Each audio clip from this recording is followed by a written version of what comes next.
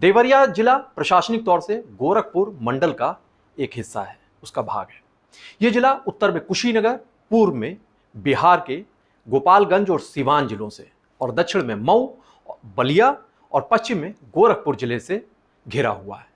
बिहार राज्य से सीमा साझा करने वाले इस क्षेत्र की संत देवराहा बाबा की धरती के रूप में विशेष ख्याति रही है। यहां बीते 4 दशकों से कांग्रेस जीत का इंतजार ही करती रही है। बीते 2 आम चुनाव से इस सीट पर बीजेपी का परचम फहरा रहा है। नमस्कार, मैं हूं ज्ञानेश शुक्ला। यूपी का ज्ञान में आपका हार्दिक स्वागत है और आज हम चर्चा करेंगे देवरिया संसदीय सीट की। देवरिया जिला प्रशासनिक तौर से गोरखपुर मंडल का एक हिस्सा है, उसका भाग है।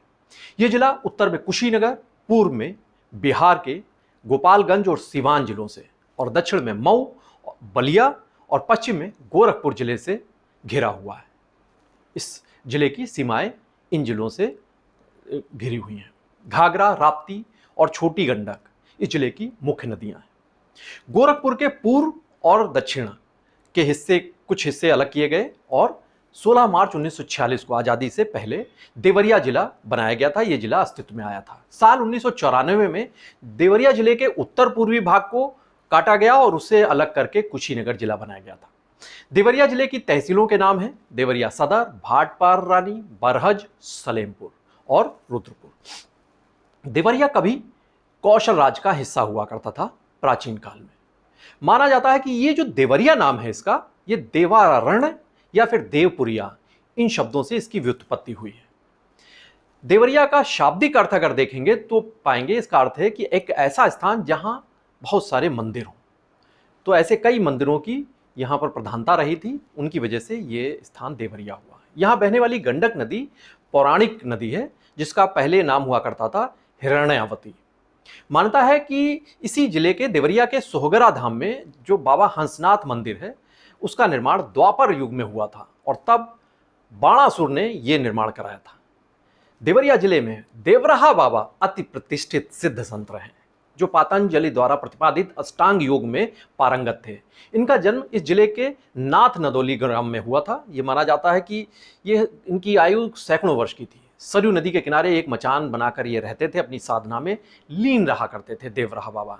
इनसे आशीर्वाद पाने के लिए सत्ता, सियासत, अफसरों, हर क्षेत्र के लोगों में, उन दिग्गजों में होड़ रहती थी।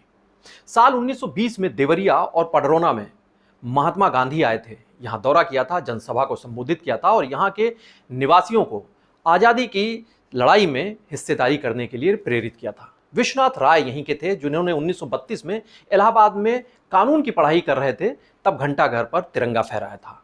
इसी दौरान इनके 2 साथियों की मौत हो गई थी, अंग्रेजों ने गोलियां चलाई थी, लेकिन विश्वनाथ ने निडरता के साथ इस आंदोलन को जारी रखा था।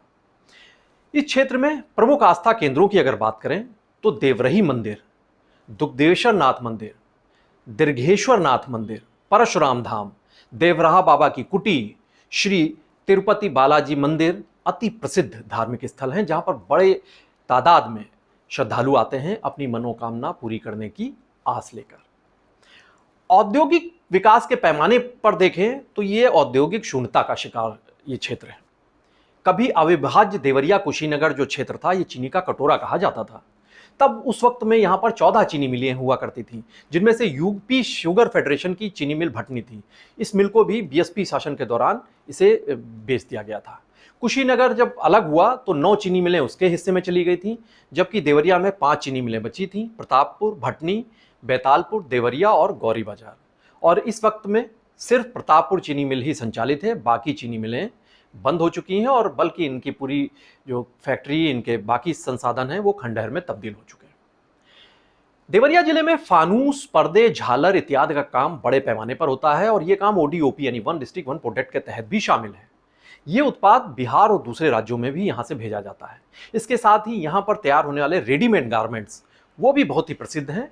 उनका भी निर्माण होता है यहाँ पर और यहाँ से उनको बाहर भेजा जाता है तमाम राज्यों में। इन्वेस्टर समिट के दौरान यहाँ 118 उद्यमियों ने 930 करोड़ के निवेश के लिए प्रस्ताव दिए थे, उस पर सहमत जताई थी। अब इस पर अमली जामा पहनाने का काम चल रहा है, इसके संबंध में कवायद जारी है। और ये जो निवेश होगा एसएसएमई और पशुपालन, सहकारिता, मत्स्य पालन, technical education, tourism, medical education, उद्यान, ये तमाम सेक्टर्स शामिल हैं जिनमें ये निवेश होगा और उम्मीद है कि ये यहाँ निवेश होने से इस यहाँ के विकास को रफ्तार मिलेगी। देवरिया जिले पिछले साल तब सुर्खियों में आया था जब 2 अक्टूबर 2023 को फतेहपुर गांव यहाँ पर है, जहाँ पर जमीनी विवाद के चलते प्रेमचंद यादव की हत्या हो गई थी, जिसके प्रतिशोध में सत्यप्रकाश दुबे और के पूरे परिवार को 5 सदस्यों को मौत के घाट उतार दिया गया था। खूब सियासत हुई थी इस पूरे मामले को लेकर। खैर, इन पहलुओं के बाद अब रुख करते हैं इस क्षेत्र के चुनावी इतिहास की ओर। देवरिया संसदीय सीट से 1952 में कांग्रेस के विश्वनाथ राय ये पहले सांसद चुने गए थे। ये स्वतंत्रता संग्राम सेनानी भी थे। 1957 में प्रजा सोशलिस्ट पार्टी के रामजी वर्मा यहाँ से सांसद चुने गए। इसके बाद 1962, 1967 में और 1971 में लगातार जीत हासिल की विश्वनाथ राय ने कांग्रेस के प्रत्याशी के तौर पर। इन्होंने जीत का रिकॉर्ड भी बना दिया था, 4 बार ये सांसद रहे। 1977 में यहाँ जनता पार्टी के उग्रसेन सिंह चुनाव जीते। 1980 में जीत हासिल हुई कांग्रेस के राम नयन राय, वो यहाँ से चुनाव जीते और सांसद बने। और 1984, 1989 में कांग्रेस के राजमंगल पांडे को यहाँ से जीत हासिल हुई थी। बाद में ये चंद्रशेखर की सरकार में ये केंद्रीय मंत्री भी बने थे। 1991 में जनता दल के मोहन सिंह सांसद बने। बाद में समाजवादी पार्टी के बड़े दिग्गज चेहरे के तौर पर सामने आए। 1996 में यहाँ से चुनाव जीतकर प्रकाश मणि त्रिपाठी ने बीजेपी का खाता खोला था। 1998 में समाजवादी पार्टी से मोहन सिंह सांसद बने। 1999 में फिर बीजेपी के प्रकाश मणि त्रिपाठी यहाँ से चुनाव जीते। फिर अगले चुनाव में 2004 में समाजवादी पार्टी के मोहन सिंह ने ये सीट वापस हासिल कर ली और इस सीट पर जीत दर्ज की। साल 2009 में यहाँ पर पहली बार बीएसपी का, बहुजन समाज पार्टी का खाता खुला और मायावती की पार्टी को जिताने वाले थे गोरख प्रसाद जायसवाल। उन्होंने यहाँ से जीत दर्ज की। 2014 की मोदी लहर जब आई तो बीजेपी प्रत्याशी के तौर पर यहाँ पर कलराज मिश्रा ने जीत दर्ज की। 4,96,500 वोट उन्होंने हासिल किए थे इस सीट पर और उनके मुकाबले में चुनावी मैदान में उतरे हुए थे बीएसपी की तरफ से नियाज अहमद।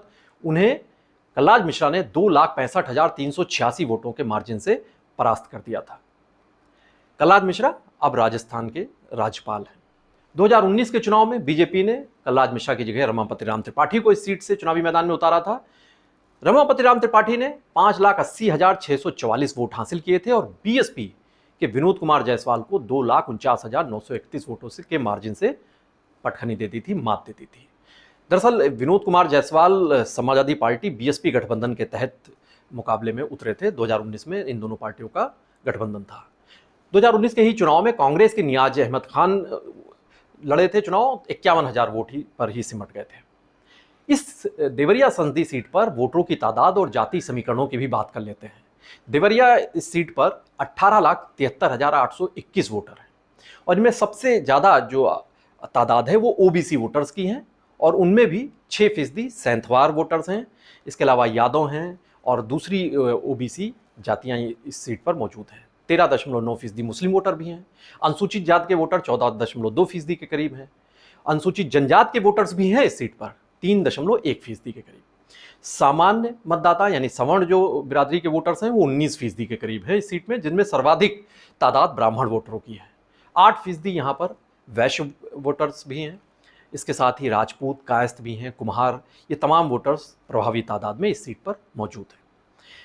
यहाँ पर जो चुनाव होते रहे हैं उनके ट्रेंड पर गौर करें तो यहाँ पर ब्राह्मण, राजपूत और कुर्मी ये वोटर निर्णायक किरदार निभाते आए हैं। देवरिया संसदीय सीट के तहत जो 5 विधानसभाएं शामिल हैं उनमें कुशीनगर की तमकुही राज और फाजिल नगर विधानसभा ये शामिल है। तो देवरिया की अपनी खुद की पथरदेवा, रामपुर कारखाना और देवरिया सदर, ये 3 सीटें देवरिया जिले की इसमें शामिल हैं। साल 2022 का जब विधानसभा चुनाव हुआ तो इनमें से सभी सीटों पर बीजेपी ने क्लीन स्वीप किया। सारी सीटें बीजेपी ने जीती थी। यहाँ की तमकुही राज से बीजेपी के असीम कुमार जीते थे। फाजिल नगर से सुरेंद्र कुशवाहा जीते थे। रामपुर कारखाना से सुरेंद्र चौरसिया यहाँ से चुनाव जीते थे। पथरदेवा से सूर्य प्रताप शाही चुनाव जीते थे, जो योगी सरकार में मंत्री भी हैं।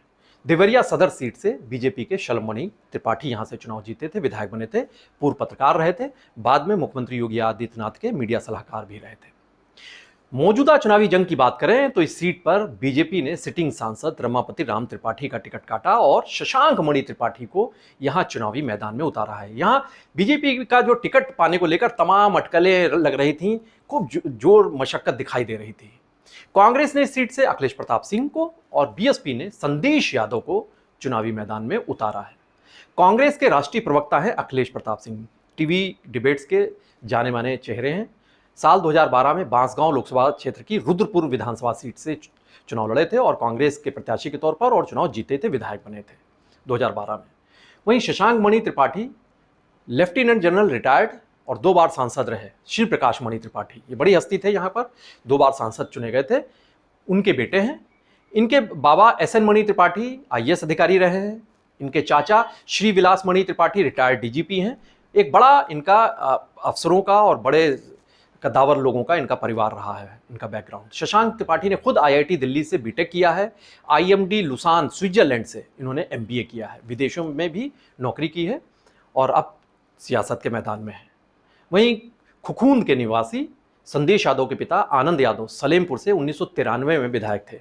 संदेश ने 2005 में राजनीति में कदम रखा था। खुखूंद से ये ग्राम प्रधान चुने गए थे। बाद में इनकी पत्नी 2 बार इसी जगह से ग्राम प्रधान रही। संदेश को रामपुर कारखाना सीट से बीएसपी ने 2022 में प्रत्याशी घोषित किया था, लेकिन नामांकन से पहले ही इनका टिकट काट दिया गया था और नाम बदल दिया गया था, दूसरा प्रत्याशी ला दिया गया था।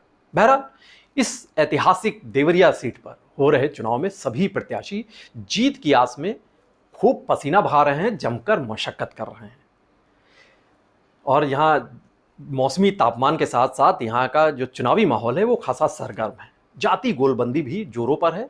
इसके जरिए चुनावी समीकरण को अपने हक में करने की कवायदें जद्दोजहद जारी है।